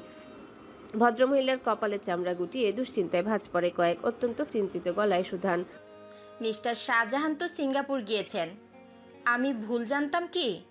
ফায়াজ বিরক্ত হয়, এত কথা ওর ভালো লাগছে না। প্রত্যুত্তর না করেই চেয়ে থাকে অদূরে দোরগোড়ায়। ফায়াজের ঠিক পেছনে দাঁড়ানো ভাবুক চোখ মুখের মেয়েটির সাথে ওর চেহারার অতুলনীয় মিল রয়েছে। দুজনের উচ্চতাও প্রায় একই রকম। সাদা শর্ট হাতার শার্টের উপরে কালো রঙের হাতা কাটা হাঁটু সমান গোল ফ্রক পরিহিত মেয়ে বাচ্চাটির গলায় কালো রঙের টাই ঝুলানো, কাঁধ সমান সিল্কি কালো চুলগুলোতে দুটি ঝুঁটি বাঁধা। মসৃণ ফর্সা আদুরে মুখটা সম্ভবত গম্ভীর। বাবা বলেছেন কখনোই বড়দের অসম্মান করতে না। বড়দের প্রশ্নের জবাব না দেওয়া মানে এক প্রকার তাদের অসম্মান করা, এবং এটাকে অভদ্রতা বলে। তাই ছোট ভাইয়ের হয়ে ফাইজা নিজেই জবাবে বলে, পাপা আজ আমাদের পিক করবেন বলেছেন। নীলা বেগমের চিন্তা আরো বাড়ে। তিনি আকাশের দিকে চান। সেই সকাল থেকে ঝুম বৃষ্টি হয়ে যাচ্ছে। এমন আবহাওয়ায় ফ্লাইট স্থগিত হওয়ার সম্ভাবনাই বেশি। ঠিক সময় মতো পৌঁছানো অসম্ভব প্রায়। তিনি কোমর বেঁকিয়ে মাথাটা বাচ্চা দুটোর সামনে নুইয়ে নরম গলায় বলেন, মিস্টার শাহজাহান সম্ভবত সময় মতো পৌঁছাতে পারবেন না, ওয়েদার খারাপ, ফ্লাইট ঢিলে হবে। ফাইজার বাচ্চা বাচ্চা আদুরে কণ্ঠে দৃঢ়তার স্পর্শ। আমার পাপা কখনোই ফলস প্রমিস করেন না, কখনোই মিথ্যে বলেন না। He is very strict about timing. যখন বলেছেন 5টার মধ্যে আসবেন, তখন নিশ্চয়ই আসবেন। বাচ্চা মেয়েটির অটুট বিশ্বাস এবং বিজ্ঞের মতন কথাবার্তার ধরনে নীলা বেগম দীর্ঘশ্বাস ফেলেন। বাবা ভক্ত এই দুজনের সঙ্গে অনেকেরই তর্ক বিতর্কের কাণ্ড কারখানার ইতিহাস ইতিপূর্বে ঘটেছে, তাই তিনি আর ওদের ঘাটান না। পুনরায় দৃষ্টি রাখেন চামড়ার হাত ঘড়িটায়। আর 2 মিনিট বাকি 5টা বাজতে। তিনি একটিবার দুয়ারের দিকে চেয়ে হাত ব্যাগ থেকে ফোন বের করেন। এখন শাহজাহান বাড়িতে কল দেওয়াটাই উত্তম হবে। অথচ নীলা বেগম কল লিস্টেও যেতে পারেনি। এমন সময়তেই বাইকের উচ্চধ্বনি গর্ণগোচর হয়। কিন্ডার গার্ডেনের ভেতরে উচ্চ শব্দ করার মোটেও অনুমতি নেই। দারোয়ান কিভাবে ঢুকতে দিয়েছে একটি বাইক? আশ্চর্য। ভদ্রমহিলা মাথা তুলে দেখলেন একটা কালো রঙের বাইক হাই স্পিডে এসে থেমেছে মাঠের ঠিক ছাউনির থেকে কিছুটা দূরে, খোলা আকাশের একদম নিচে। ঝুম বৃষ্টি তখনও নেমে যাচ্ছে নিজের মতন। আগন্তুক ভিজে নিয়ে একাকার। নেভি ব্লু রঙের ফুল স্লিভের শার্টটি বলিষ্ঠ দেহে আষ্টে পিষ্টে মিশে আছে। হাত ঘড়ি থেকে টপটপ করে বৃষ্টির জল ফোঁটা হয়ে ঝরছে। তীক্ষ্ণ দৃষ্টিতে চেয়ে থাকা ফায়াজ আগন্তুককে চিনে নিতে 1 সেকেন্ডও দেরি করেনি। মুহূর্তে লাফিয়ে ওঠে খুশিতে, স্পষ্ট কণ্ঠে ডেকে ওঠে, পাপা। চকচকে করে ওর ভারী সুন্দর আকৃতির চোখ দুটো। ফাইজার গম্ভীর চোখে মুখেও আনন্দে ছিটে ফোটা। হাসজ্জ্বল গুটি গুটি পায়ে দ্রুত এগুতে চায়। তখনই বৃষ্টির শব্দ ভেদ করে গম্ভীর পুরুষালী কণ্ঠের আদেশ পড়ে, স্টেপ রাইট দাও সোনামণি, এসো না। ফাইজার মিষ্টির হাসিটা কেমন গাঢ় হয়, চোখে তারা ভাসে। আদেশ মোতাবেক ও হাসি হাসি মুখ থেমে যায়। অপেক্ষা করে, তবে বেশ ছটফট করতে থাকে। অন্যদিকে ধৈর্য ধরে দাঁড়িয়ে থাকার পাত্র ফায়াজ নয়। দুরন্ত কদমেও ছুটেছে বাবার দিকে। ঝুম বৃষ্টির মধ্যে নীলা বেগমের ঘোর কাটে ওই গভীর পুরুষালী কণ্ঠে। পরপর বিচলিত হয়ে পড়ে ফায়াজের কাণ্ডে। ছুটে গিয়ে ধরতেও ব্যর্থ হয় ওকে। ছেলেটা বাঘের মতো বিচ্ছু। কি জোরসে ছুটলো। দৃষ্টি ফিরিয়ে নিয়ে দ্রুত ফাইজার কাছে গিয়ে ওর নরম সরম হাতটি ধরে দাঁড়ালো, যেন ছুটে বৃষ্টির মধ্যে যেতে না পারে। বৃষ্টিতে ভিজে একাকার তন্ময়। হেলমেট খুলে বাইক থেকে নেমে দাঁড়াতেও পারেনি। এর মধ্যে ফায়াজ ছুটে এসে জাপটে ধরে তার পা জোড়া। গোঙায় আহ্লাদে স্বরে। বাচ্চাটা ইতিমধ্যে ভিজে নিয়ে একাকার। তন্ময় এক ঝটকায় কোলে তুলে নেয় ছেলেকে। কোলে রাখতে তার সুগঠিত ডান হাতের বাহুতে বসাতেই ফায়াজ বাবার গলাটা শক্ত করে জড়িয়ে ধরে। সঙ্গে সঙ্গে স্পষ্ট গলায় স্বীকারোক্তি করে, papa, I miss you so so so much. তন্ময়ের গম্ভীর মুখটা নরম হয়, ঠোঁট প্রসারিত হয়। ছেলেটা ভেজা চুলে ঠোঁট ছুঁয়ে এগুতে শুরু করে ছাউনির দিকে। বলে, পাপা তোমাকে ভীষণ মিস করেছে। পাপার অ্যাবসেন্সে তুমি গুড বয় হয়েছিলে তো। ফায়াজ দ্রুত মাথা দোলায় লাগাতার। ডান হাতের দুটো আঙ্গুল দিয়ে গলায় চিমটি কেটে দৃঢ় কণ্ঠে বলে, ইয়েস, তুমি দাদু ভাই নানু ভাইকে জিজ্ঞেস করতে পারো। তন্ময় হাসিটুকু গিলে নিয়ে ডান ভ্রু তুলে শুধায়, হোয়াট অ্যাবাউট ইউর মাম্মা? তার কথা কেন বলছিলে না? তাকে জ্বালিও না। ফায়াজ চোখ দুটো ছোট ছোট করে আঙ্গুলের সাহায্যে দেখিয়ে হালকা গলায় বলে, একটুখানি, এই যে এইটুকুনি। তন্ময় নিঃশব্দে হাসে। ছাউনির নিচে যেতে ফাইজা ছুট লাগায়। তন্ময় দ্রুত ঝুঁকে মেয়েকে ডান হাতে কোলে তুলে নেয় বেশ আমোদেই। ফাইজা 2 হাতে গলা জড়িয়ে বাবার ঘাড়ে মুখ গুজে রয়েছে। মুখে রা অব্দি নেই। তন্ময় মুখ বাড়িয়ে মাথার উপর ঠোঁট ছুঁয়ে শুধায়, মন খারাপ? ঘাড়েই মেয়েটা মাথা দোলায় 2 বার, বোঝায় তার মন খারাপ। তন্ময় নরম স্বরে জিজ্ঞাসাবাদ চালিয়ে যায়, কেন? কে আপসেট করেছে আমার সোনামণিকে? কার এত বড় স্পর্ধা? আমাকে বলো। I told short him without for you. Faiza মাথা তুলে না। সেভাবে তন্ময়ের ভেজা বুকে লেপ্টে থেকে আওড়ায়, তুমি দেশের বাইরে গেলে আমার খুব আপসেট লাগে পাপা, তোমরা না গেলে হয় না। ফায়াজও বোনের সুরে সুরে সুর মেলায় চটপট। ছেলে মেয়েদের আবদারের সামনে তন্ময় অসহায়। এই বিষয়ে সে প্রতিজ্ঞাও করতে পারছে না। কাজের জন্য হঠাৎ করে দেশের বাইরে যাওয়াটা ভীষণ জরুরি হয়ে পড়ে মাঝে মধ্যে। সবকিছু তো আর অনলাইন ভিত্তিক হতে পারে না, সম্ভব না। বাধ্য হয়েই তো যেতে হয়। তাই তো এয়ারপোর্ট থেকে সে সোজা রওনা দিয়েছিল কিন্ডারগার্টেনের উদ্দেশ্যে। এর মধ্যে আবার ঝুম বৃষ্টি, একেবারে বাজে আবহাওয়া। ঢাকা শহরের অঘোষিত জ্যাম নামক যুদ্ধে এমন বৃষ্টিতেও পড়তে হয়েছিল জনম জনমের জন্যে। বাচ্চাদের সঠিক সময়ে নিতে তাকে এক প্রকার বাধ্য হয়ে গাড়ি থেকে নেমে অন্য একজনের বাইকে চড়ে আসতে হয়েছে। বাইকওয়ালা ভদ্রলোককে তার গাড়িতে চড়িয়ে নিয়ে এখানে আসবে ম্যানেজার সুমন। নীলা বেগম কাছাকাছি এসে মিহি কণ্ঠে সালাম জানান। তন্ময় তাকে লক্ষ্য করে মাথা দুলিয়ে সালামের জবাব দিয়ে বলে, থ্যাংক ইউ ম্যাডাম। নীলা বেগম মাছি তাড়ানোর মতো হাত নাড়িয়ে বলেন, না না, আমাদের কাজই তো এটা। তখন একটা গাড়ি ঢোকে কিন্ডারগার্টেনের সদর দরজা দিয়ে। তন্ময় নিজের গাড়ি আসতে দেখে ছেলে মেয়ের উদ্দেশ্যে বলে, টিচারকে বাই বলো। ফায়াজ ফাইজা সমান তালে বিদায় জানায়। ইতিমধ্যে সুমন সাহেব গাড়ি থেকে বেরিয়েছে ছাতা হাতে। তার পাশে একজন ভদ্রলোক তন্ময়ের সাথে কুশল বিনিময় করে নিজের বাইকে চড়ে বেরিয়ে গেলেন। সুমন সাহেব এসে ছাতাটা ধরলেন তন্ময়ের মাথার ঠিক ওপর। তন্ময় হাতের ইশারায় সরিয়ে নিতে বলে। সে ইতিমধ্যে ভিজে জবজবে, ফায়াজও ভিজেছে, আর তার সাথে লেপ্টে ফাইজাও সামান্য ভিজে গিয়েছে। এখন আর ছাতার প্রয়োজন নেই। সে দ্বিতীয়বারের মতো নীলা বেগমের থেকে বিদায় নিয়ে এগোয় গাড়ির দিকে। সুমন সাহেব গাড়ির ডোর খুলে দিয়েছে। তন্ময় দ্রুত ছেলে মেয়েকে ভিতরে বসিয়ে দেয়, নিজে উঠে বসে। সুমন ড্রাইভিংয়ে বসে গাড়ি স্টার্ট করেন। ফায়াজ আলগোছে সিট থেকে উঠে তন্ময়ের উড়ুতে উঠে বসে। ফাইজা ছোট ছোট চোখে দেখে যায়। তন্ময় হেসে মেয়েকে ফের কোলে তুলে নেয়, অসহায় কণ্ঠে বলে, বাবা ভিজে আছি তো, কোলে কেন চড়তে হবে, সিটে বসো।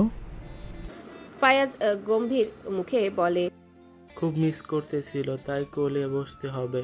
প্রত্যুত্তর শুনে শব্দ করে হেসে ফেলে সুমন। সেই হাসির শব্দে ফায়াজ অসন্তুষ্ট হয়ে প্রশ্ন করে, কেন হাসছেন কেন আঙ্কেল? আমি কি কিছু ফানি বললাম? সুমন হাসিটুকু গিলে নেয় মুহূর্তে, কাচুমাচু করে বলে, মোটেও না, আমি হাসলাম কারণ তোমার কথাই যুক্তি আছে বাবা, তুমি সঠিক বলেছ। ফায়াজ বিজ্ঞের মতো মাথা দোলায়, কাছ থেকে বাবার মুখে চেয়ে থেকে শুধায়, পাপা হোয়াট ডু ইউ থিঙ্ক? ঠিক বলছি তো? তন্ময় চাপা হেসে মাথা বাড়িয়ে চুমু বসায় দুজনের মাথাতে, স্বীকারোক্তি দেবার মতন করে বলে, ঠিক বলেছো, বাবা তো তোমাদের কোলেই রাখতে চায়। এখন বলো আমাকে, তোমার মাম্মা কল ধরেছিল না কেন, কি হয়েছে? ফায়াজ গলা নামিয়ে ছোট করে বলে, মাম্মা তোমার ওপর অভিমান করেছে, তুমি মাম্মাকে বকছো যে, এই জন্য। তন্ময় আশ্চর্য হলো, সে কখন বকলো? একটু ভাবতেই মনে পড়ল সে গত পরশু ঠিক রাতের দিকে ভিডিও কল দিয়েছিল। অরু কল রিসিভ করেছে লিভিং রুমে বসে। লিভিং রুম জুড়ে তখন বাড়ির সবাই আড্ডা দিচ্ছে। ফায়াজ ফাইজাও ছিল অরুর পাশে। এমন সময় ওর তন্ময় ভাই সম্বোধনটা কেমন শোনায়। একান্ত সময় তন্ময় শুধু শুধরে দেয়, তবে বাচ্চাদের সামনে এমন সম্বোধন কি ভালো বিষয়? তাই তো একটু কঠিন গলাতেই ধমকেছিল। তাই বলে এমন কথাবার্তা না বলে থাকবে? সেই পরশু রাত থেকে কল দিলে শুধু ফাইজা অথবা বাড়ির লোকদের ধরিয়ে দিচ্ছে, এই পর্যন্ত কথা বলেনি একটাও। ও বোঝে তন্ময়ের মন। সেই সুদূর থেকে কতটা কাতর হয়েছিল জানে? তা জানবে কিভাবে? শুধু তন্ময়কে পোড়াতেই জানে। তন্ময় দাঁতে দাঁত পিষে হৃদয়ের জ্বালা দমন করে, একটা শক্তপোক্ত শাস্তি না দিলেই না। তন্ময়ও দেখবে ও কতক্ষণ কথা না বলে থাকতে পারে। অরু কোথায়? তন্ময় বাড়িতে প্রবেশ করা মাত্রই অরু খোঁজ করলো ব্যস্ত কণ্ঠে। জবেদা বেগম রান্নাঘরে তখন গরুর গোস্তটা সবে কষাতে শুরু করেছেন। ছেলের কণ্ঠে চুলার আঁচ কমিয়ে দিয়ে হাত দুটো আঁচলে মুছে দ্রুত কদমে বেরিয়ে এলেন। এতগুলো দিন পর ছেলেকে দেখে আপ্লুত হতেও পারলেন না। ছেলে এবং নাতিদের ভেজা অবস্থা দেখে দ্বিগুণ ব্যস্ত কণ্ঠে তাড়া দিতে শুরু করলেন, দ্রুত কাপড় চোপড় বদলে নেয়, আমি আদা চা বসাচ্ছি। তন্ময় অশান্ত দৃষ্টি চতুর্দিকে বুলিয়ে শেষমেশ দোতলায় রেখে যথাসম্ভব কণ্ঠ ঠান্ডা শান্ত স্বরে বলল, যাচ্ছি। অরু কোথায় মা? জবেদা বেগম তখন ব্যস্ত কদমে রান্নাঘরে প্রবেশের জন্য এগোচ্ছেন। চায়ের পানিটা এখনই বসিয়ে দিবেন। তিনি যেতে নিয়েই বলেন, মার্জের বাবা এসে অরুকে নিয়ে গেলেন। আজ মার্জের গায়ে হলুদ না, ঘরোয়াভাবে আয়োজন করেছেন। জবাবে তন্ময় নিশ্চুপ, বড় করে শ্বাস টেনে নিল। তার ভীষণ রাগ হচ্ছে। রাগটা সংবরণ করা কষ্টকর হয়ে যাচ্ছে। রাগের চোটে মাথার ভেতরটা রীতিমতো ব্যথা করছে। তন্ময়ের মুষ্টিবদ্ধ হাতটা ফাইজা খুব সন্তর্পণে জড়িয়ে ধরে চিন্তিত চোখে তাকালো। তন্ময় নিজেকে সামলে নিয়ে গম্ভীর মুখে মৃদু হাসি টেনে মেয়েকে কোলে তুলে নিল। বোনকে বাবার কোলে উঠতে দেখে ফায়াজও দুহাতে তুলে রেখেছে কোলে ওঠার জন্যে। তন্ময় অন্য হাতে ছেলেকেও কোলে তুলে এগোতে শুরু করলো সিঁড়ির দিকে। সিঁড়ি বেয়ে উঠতে নিয়ে ভাবলো অরুর কথা। মেয়েটা খুব বার বেড়েছে। ও জানতো আজ সে ফিরবে, তাহলে অপেক্ষা করতে পারতো না? জেনে শুনে এড়িয়ে বেড়াচ্ছে। ভেবেছে তন্ময় ফিরেই ওকে মানাতে যাবে। মানাবে, অবশ্যই মানাবে, তবে শাস্তিটা দেবার পর। কল ধরেনি, মেসেজ ভয়েসে রিপ্লাই করেনি আজ 3 দিন ধরে। যে ব্যাপারটা তন্ময় একদম মানতে পারে না, পছন্দ করে না, সেটাই করেছে। এড়ানো কাকে বলে এবারে ভালোভাবে বোঝাবে সে। যদি না বুঝিয়েছে তাহলে সেও শাহজাহান, তন্ময় না। অবাধ্য মেয়ে কোথাকার। ফায়াজ নরম দুটো হাতে তন্ময়ের গম্ভীর মুখটা আলতোভাবে ধরে শুধায়, পাপা তুমি কি মাম্মার উপর রেগে আছো? ইতিমধ্যে বাচ্চাদের নিয়ে নিজের রুমে প্রবেশ করলো তন্ময়। ছেলের এমন প্রশ্নে সে ডানভ্রু তুলে পাল্টা শুধালো, এমন কেন মনে হলো আমার পাপার? তোমার মুখ খুব রাগি রাগি হয়ে আছে পাপা, প্লিজ তুমি মাম্মার ওপর রেগেও না, মাম্মা তো খুব ছোট্ট। তন্ময় দীর্ঘশ্বাস ফেলল। হ্যাঁ, খুব ছোট। সেই ছোট মানুষটা তাকে যেভাবে নাকে দড়ি দিয়ে ছোটাতে পারে তাই ভূমণ্ডলে আর কেউ পারে না। ছোট হয়ে এমন করতে পারছে, এর চেয়ে বড় হলে তো আর তার অস্তিত্বটাই বোধ হয় রাখবে না। তন্ময় বাচ্চাদের কোল থেকে নামালো, ওদের চটজলদি ফ্রেশ করিয়ে কাপড় চোপড় পরিবর্তন করে দিল। এরপর নিজেও ওয়াশরুমে ঢুকলো গোসলটা সেরে নিতে। তার শরীরে বৃষ্টির পানি সহ্য হয় না, জ্বর অথবা ঠান্ডা লেগে যাবেই। আর আজ অনেকটা সময় ধরে ভেজা হয়েছে। জ্বর সঙ্গে সঙ্গে না এলেও ঠান্ডা লেগে গেছে। ওয়াশরুম থেকে বেরিয়ে পরপর দুবার শব্দ করে হাঁচি দিয়েছে। এ সময় দীপ্ত দরজায় টোকা দিল। পিরিচ সহ চায়ের কাপ হাতে নিয়ে দাঁড়িয়ে মিষ্টি করে হাসছে। বেশ লম্বা হয়েছে গত 5 বছরে। কোকড়া চুলে আর্মিকেট দেয়, বাচ্চা বাচ্চা ভাবটা কমেছে। তন্ময় এগিয়ে গিয়ে ওর থেকে পিরিচ সহ চায়ের কাপটা নিল। চায়ে চুমুক বসিয়ে প্রশ্ন করলো, ফারাজ ভাইজা কোথায়? খাচ্ছে তো? বড় মা খাইয়ে দিয়েছে, তোমাকেও খেতে ডাকছে। তন্ময় ফোনটা হাতে তুলে নিতে নিয়ে প্রত্যুত্তরে বলল, পরে আসছি। স্ক্রিনে ভাসছে 21টা মিসড কলের নোটিফিকেশন। 21টার মধ্যে 16টাই মাহিনের একার। বাদবাকি সব রিয়ান, সুহানি, ইব্রাহিম, সৈয়দের। আজ মাহিনের গায়ে হলুদ, আগামীকাল বিয়ে। মূলত এর জন্যে এরা তার পেছনে হাত ধুয়ে পড়েছে। তন্ময় কল ব্যাক করার সময়টুকুও পায় না। মাহিন ফের কল করেছে। তন্ময় বারান্দার দিকে যেতে যেতে কলটা রিসিভ করে ফোন কানে ধরতেই ওপাশ থেকে গর্জন ছাড়ে মাহিন, তুই কখন দেশে নামছিস? ফায়াজ ভারী বিজ্ঞের মতো বলল। তন্ময় বাধ্য পুরুষের মতন জানায়, বাচ্চাদের কিন্ডারগার্টেন থেকে রিসিভ করলাম, ওদের বাসায় পৌঁছে মাত্র ফ্রেশ হয়ে দাঁড়ালাম। মাহিনের গর্জন আরো বাড়ে, দাঁড়ালাম মানে? দাঁড়ায় আছিস কেন? তোরে কি এখন পালকি করে আনতে যাব? তন্ময় নির্বিকার কণ্ঠে বলে, এখন গিয়ে কি করব?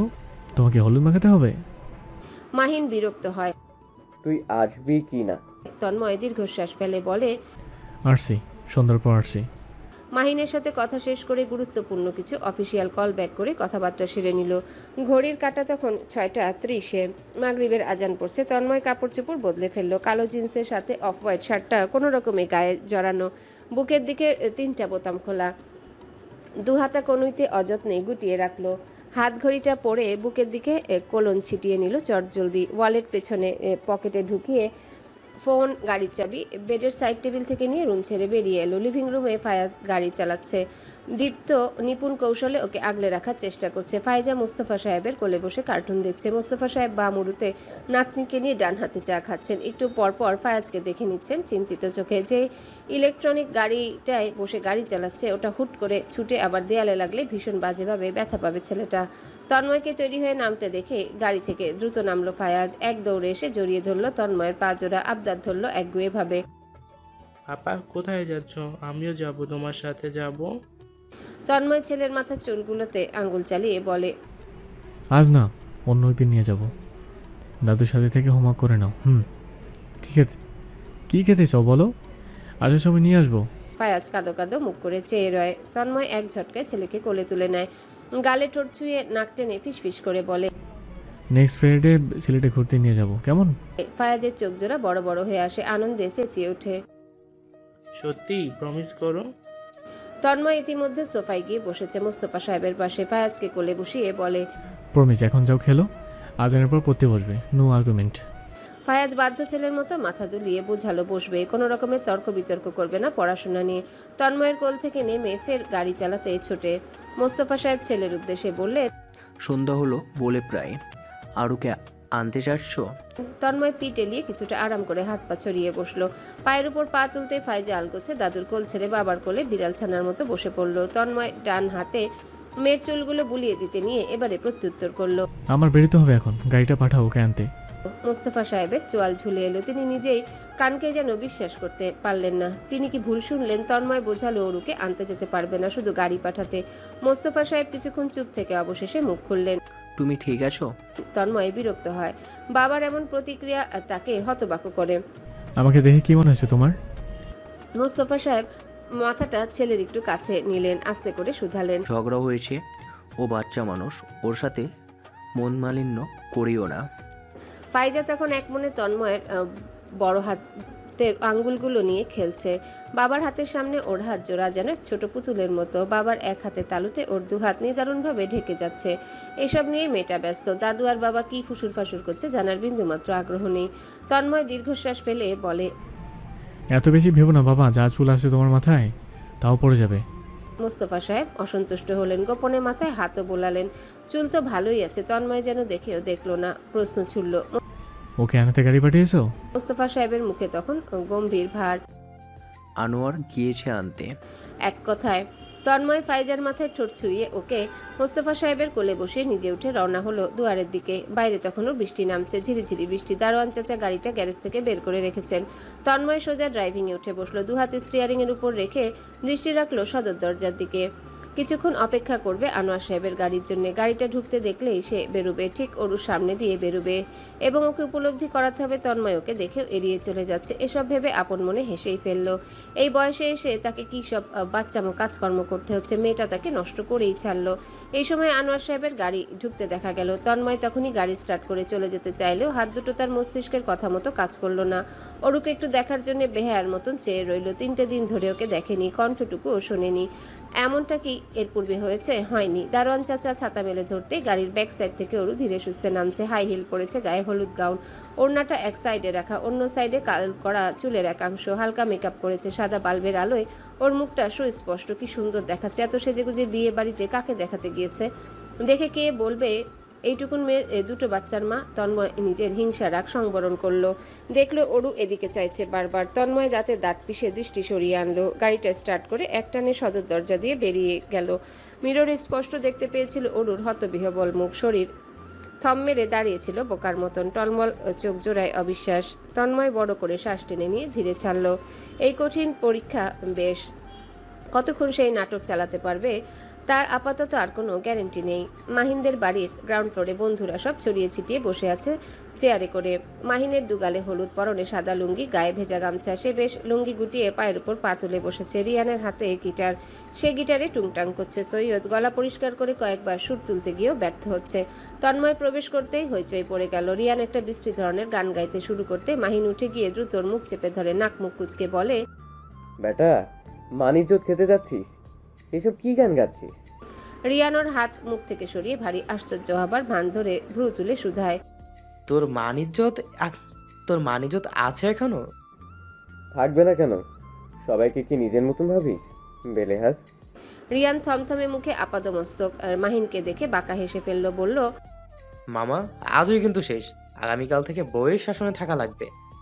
মাহিন নিজের চেয়ারে গিয়ে বসলো, চমৎকার হেসে প্রতিউত্তর করলো, আমি এখন রাজি আছি। কয়বার কবুল বলা লাগবে? তন্ময় চেয়ার টেনে বসলো, বাম পায়ের উপর উশৃঙ্খল ভাবে ডান পাটা রেখে একটা সিগারেট ধরাতে নিতেই বন্ধুরা সব শান্ত হয়ে গেল। এক একজন নিজেদের ভেতর চাওয়াচাই করে এবার তন্ময়ের দিকে পূর্ণ দৃষ্টি ফেললো। তন্ময়কে ওরা সব আপাদমস্তক চিনে জানে। অযথার্থ ওকে সিগারেট খেতে দেখা বিরল। স্বেচ্ছায় সিগারেট ধরিয়েছে মানে মন মেজাজ ভালো না, চূড়ান্ত বিরক্ত জনাব। অগত্যা সবাই উদ্গ্রীব কাহিনী জানতে। ঠিক এই কারণে বন্ধু তাদের বিরহে আছে। তন্ময় দেখেও যেন দেখলো না ওদের মুখিয়ে থাকা দৃষ্টি। সিগারেটটা ঠোঁটে চেপে ধরলো। মাহিনকে সে গলাটা পরিষ্কার করে নিয়ে প্রশ্ন করলো, দোস্ত কি হয়েছে? আরেকটা বিয়ে করতে ইচ্ছে করছে? এই বউ কি আর ভালো লাগছে না? মাহিন ভেবেই রেখেছে এই মুহূর্তে এমন বেহুদা কথাবার্তার কোনো জবাব পাবে না, কিন্তু না, তাকে অবাক করে দিয়ে তন্ময় অন্যদিকে চেয়েই প্রত্যুত্তরে বলে, মানুষ থেকে শুনে বেড়াই বিয়ের পর বাচ্চা কাচ্চা হলে নাকি পুরুষ মানুষেরা বউ ভাল লাগে না, ইন্টারেস্ট হারায়, আরও কত হাবিজাবি কথাবার্তা। আমার বেলায় তো উল্টো হচ্ছে বাবা। পারি না বউকে পকেটের ভেতরে ঢুকে নিজের সাথে সবসময় রাখি। তন্ময় থামে, ফের আওড়ায়, এইসব বোঝে মেয়েটা, সাহস বেড়ে গেছে, অতিরিক্ত মাথায় তুলে রেখেছি তো, ওকে আমি মাথায় রেখে একদম আছাড় মারবো। মাহিন হাসছে, শব্দ করে হাসতে হাসতে বেফাসে বলল, তোর ব্যাপারটা আলাদা, কিন্তু পেলে বড় করা গাছের প্রতি মায়া ভালোবাসা এমনিতেও একটু বেশিই থাকে। রিয়ান শব্দ করে হেসে উঠল। তন্ময় সেই হাসিতে সামিল হতে পারল না। এক মনে দেখলো সেলফোনের স্ক্রিনটা ওরু কল করেছে। কলটা কেটে গেছে অনেকক্ষণ। জেনে শুনে অরুর কল রিসিভ না করাটা বোধহয় এই প্রথম। তন্ময় নিজের উপর বিরক্ত হচ্ছে মারাত্মকভাবে, কোনোভাবেই মনকে শান্ত করতে পারছে না। ইচ্ছে করছে কল ব্যাক করতে, কথা বলতে, বাড়ি ফিরতে, কিন্তু তা সে করবে না। নিজেকে পুড়িয়ে হলেও ওকে সে শায়েস্তা করেই ছাড়বে। রিয়ান হালকা গলায় দুষ্টু ভঙ্গিতে শুধায়, কি করেছে আমার ডার্লিং? তন্ময় নির্বিকার ভাবে শাসায়, খবরদার এইসব নামে ওকে ডাকবি না। ভাবি ডাকতে ইচ্ছে না করলে আপু ডাক। রিয়ান দুষ্টু ভঙ্গিতে হেসে যাচ্ছে। নির্ভীক সে দুলে দুলে বলে, এই বেটা, তুই কি ডাকিস সন্টু মন্টু নাকি কুটুস পুটুস? সৈয়দ অবিশ্বাস নিয়ে মাথা দুপাশে দুলিয়ে বলে, অরু ব্যতীত আর কোনো নামেও ডেকেছে কিনা আমার সন্দেহ আছে। সুহানি হতবিহ্বল হয়। নিকনেমস আর সিম্বল অফ লাভ।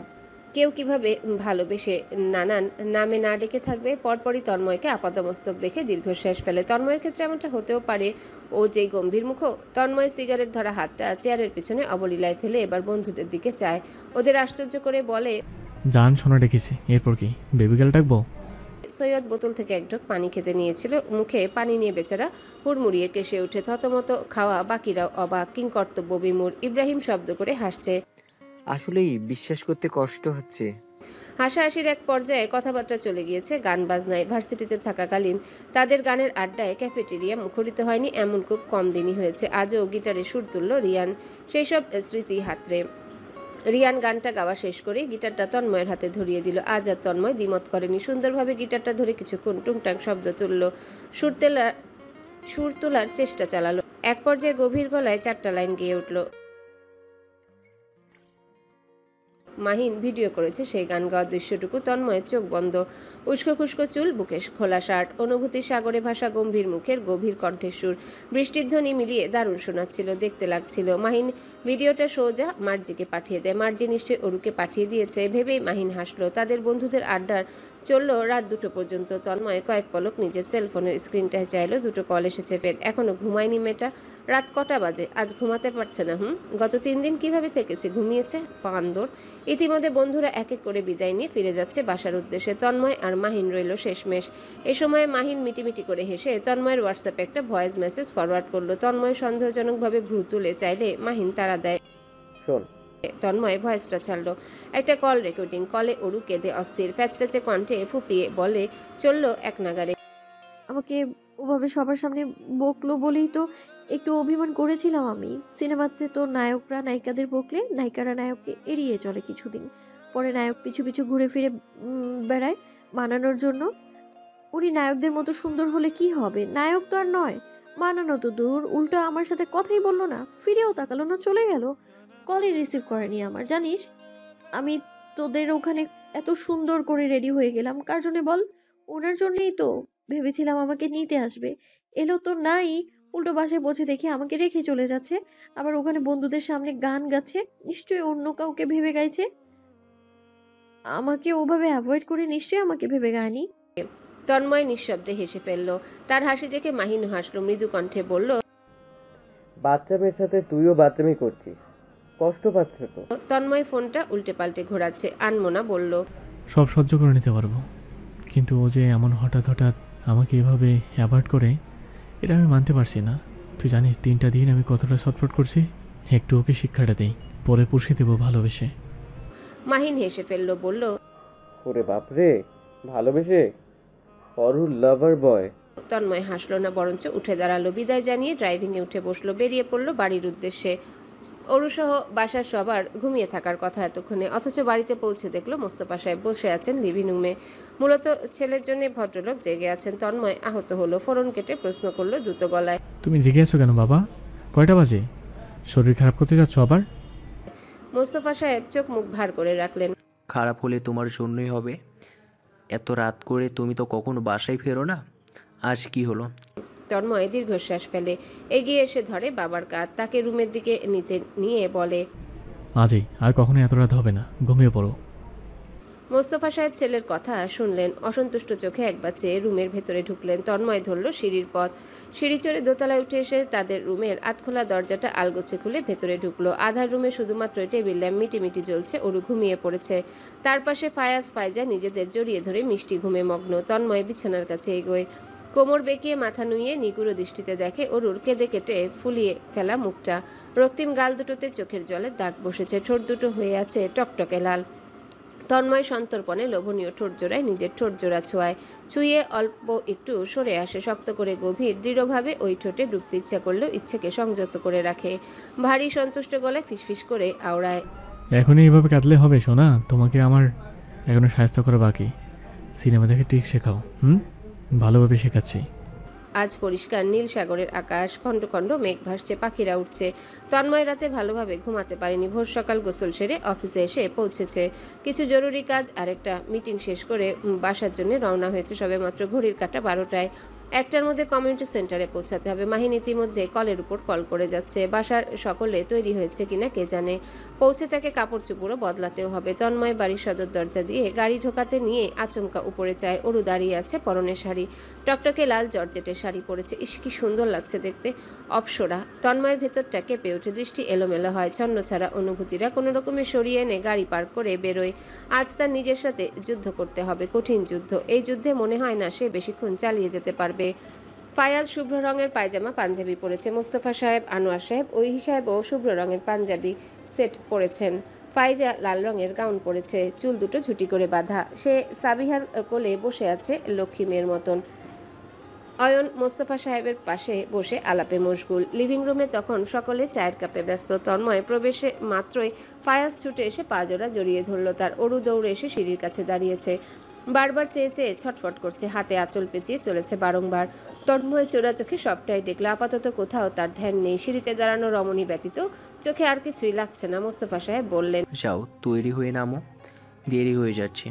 তন্ময় মাথা দুলিয়ে এগোয় সিঁড়ির দিকে, চোয়াল শক্ত করে চোখে মুখ খিচে অরুষ পাশ কেটে উঠে চলে আসে। কি সুন্দর একটা স্মেল আসছে ওর গা থেকে। তন্ময় ঠোক গিলে, লাল রঙের লিপস্টিকও পরেছে। এই মেয়ে ইচ্ছে করে এভাবে সেজে গুজে এসেছে। তন্ময়ের মাথা খেতে একেবারে প্রস্তুত। বিছানায় পায়জামা পাঞ্জাবি নামিয়ে রাখা, শুভ্র রঙের, কলার দিকে অল্প কাজ। তন্ময় সোজা পাজামা নিয়ে ওয়াশরুমে ঢুকে শুধু পাজামা পরে। উদম গায়ে যখন বেরিয়ে এলো দেখলো অরু দাঁড়িয়েছে বিছানার পাশে, জড়সড় হয়ে ভাবে, চোখ মুখ বিষণ্ণ। মেকআপ উঠে যাবার ভয়ে বোধহয় কান্না আটকে রেখেছে। তন্ময় দেখেও দেখে না। স্যান্ডো গেঞ্জিটা গায়ে চাপে পাঞ্জাবিটা একটানে পরে ফেললো। অরু হাঁসফাঁস করছে, টলমল চোখে চেয়ে অবশেষে মুখ খুলে, আপনি কি আমার উপর রেগে আছেন? তন্ময় তখন হাত ঘড়িটা পড়ছিল, আর চোখে চাইলেও ভান ধরে আছে, যেন শোনেওনি দেখেওনি। অরুর চোখ বেয়ে জল গড়াই যাত্রায়, ঠোঁট টিপে কান্না গিলে এগিয়ে এসে টেনে ধরলো তন্ময়ের পাঞ্জাবির একাংশ। কেন কথা বলেন না? আমি আমি আর অমন করব না তো। তন্ময়ের ভেতরটা গলে জল হয়ে গেল। অবাধ্য মন ধরফরিয়ে বলল এখন অরুকে বুকের ভেতর জড়িয়ে ধরতে, কিন্তু তা সে করলো না। মস্তিষ্কের কথা শুনে নিজেকে সামলে রাখলো। আর একটু, এখনই ধরা দিলে হবে না। অগত্যা অরুকে এড়িয়ে নিজের মতো গায়ে কলন ছড়িয়ে নিচ্ছে। অরু এবারে শব্দ করে কেঁদে উঠল। দুহাতে চোখ মুছে ছুটে বেরিয়ে গেল রুম ছেড়ে। তন্ময় দীর্ঘশ্বাস ফেললো, তাকালোর যাওয়ার পথে। পড়ে না যায় মেয়েটা। এভাবে শাড়ি পরে দৌড়ানোর মানে হয়? জুতো জোড়া পরে ওয়ালেট, গাড়ির চাবি হাতে নিয়ে বেরিল রুম ছেড়ে। ওপর থেকেই শুনতে পেল অরুর গলা, যাব না বাবা, পেট ব্যথা করছে। ফাইজাকে দেখে রেখো। ফাইজা তখন মায়ের আঁচল টেনে ধরে রেখেছে। অরুকে সাথে যেতেই হবে এমন। মোস্তফা সাহেব চিন্তিত চোখে চেয়ে বললেন, কি হয়েছে মামুনি?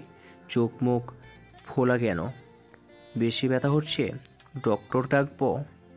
তন্ময় তখনই নামলো ধীরে সুস্থে। সে এক নজর মাথা নত করে দাঁড়িয়ে থাকা অরুকে দেখলো, তবে কিছুই বলল না। অরু না যেতে চাওয়া নিয়ে উল্টো ফাইজাকে কোলে তুলে নিয়ে বলল, দেরি হচ্ছে, চলো। মোস্তফা সাহেব চোখ মুখ কুচকে ছেলের দিকে চাইলেই তন্ময় বেশ গোপনে ডান চোখ টিপলো। পরিষ্কার বোঝালো সবাইকে বেরিয়ে যেতে। মোস্তফা সাহেব মুহূর্তেই শুকনা কাশলেন। অসন্তুষ্ট হলেও সবাইকে তাড়া দিয়ে আনোয়ার সাহেবকে ইঙ্গিত করে বেরিয়ে গেলেন। অরু মুখে হাত চেপে ডুকরে কেঁদে এক ছুটে সিঁড়ি বেয়ে উপরে চলে গেল। তন্ময় ছেলে মেয়েকে নিয়ে বেরিয়ে এলো। ওদের দুজনকে গাড়ির ব্যাক সাইডে মোস্তফা সাহেব আনোয়ার সাহেবের কোলে বসিয়ে দিল। আকাশ বসেছে ড্রাইভিং এর সিটে। তন্ময় বাচ্চাদের মাথা চুইয়ে মোস্তফা সাহেবকে বলল, যাও তোমরা, আমি ওরকে নিয়ে একটু পরে আসছি।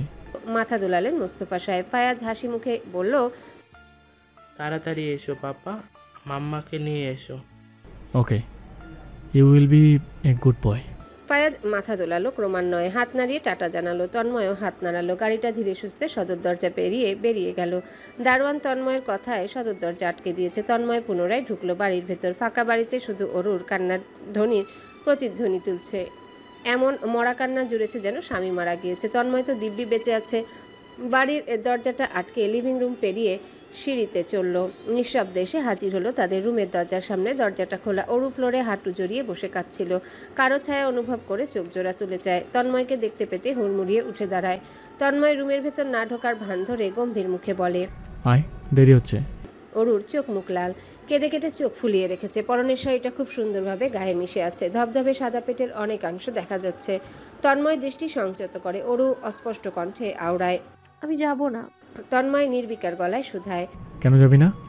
অরু ডুকরে উঠে কাঁদতে কাঁদতে বলে, আমার সাথে কথা বলছেন না, আমি কোথাও যাব না, আমি যাব না কোথাও।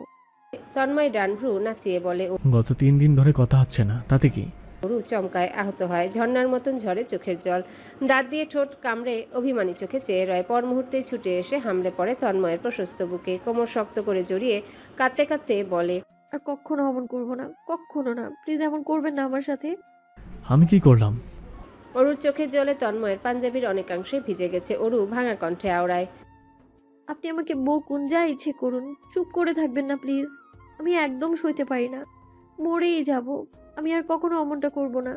ব্যাস, তন্ময়ের এক মুহূর্ত দেরি করলো না। অরুর ঘাটটা ডান হাতে ধরে মুখটা উঁচু করে ওর গাঢ় লাল লিপস্টিক লাগানো ঠোঁট জোড়ায় ডুবলো। সেই ডোবার গভীরতা, দৃঢ়তার ভার অরু সামলে উঠতে পারেনি। বেচারি পিছু সরে যায়। তন্ময় পাল্টা ধেয়ে গিয়ে শাড়ি ভেদ করে আঁকড়ে ধরে মেয়েটার শীর্ণ কোমল কোমর, মিশিয়ে নেয় নিজের অঙ্গ প্রত্যঙ্গের সাথে। পেছনেই শেলফটা পেছাতে পেছাতে অরুর পেট গিয়ে ছয় শেলফ। 2-1টা বই শব্দ করে পড়ে ফ্লোরে। সেই শব্দে অরু চমকে উঠে চোখ খুলে চায়। তার চোখের কোণ বেয়ে তখনও জল গড়িয়ে চলেছে। দরজাটা কেমন খোলা। কম্পিত হাত দুটো এবার তন্ময়ের বুকের পাঞ্জাবির অনেকাংশ মুঠোয় ভরে নেয়। অস্পষ্ট আর্তনাদ করে। চুমুর এহেন গভীরতা হঠাৎ করে সইতে না পেরে মাথাটা ঘুরিয়ে ফেলতে চাইল।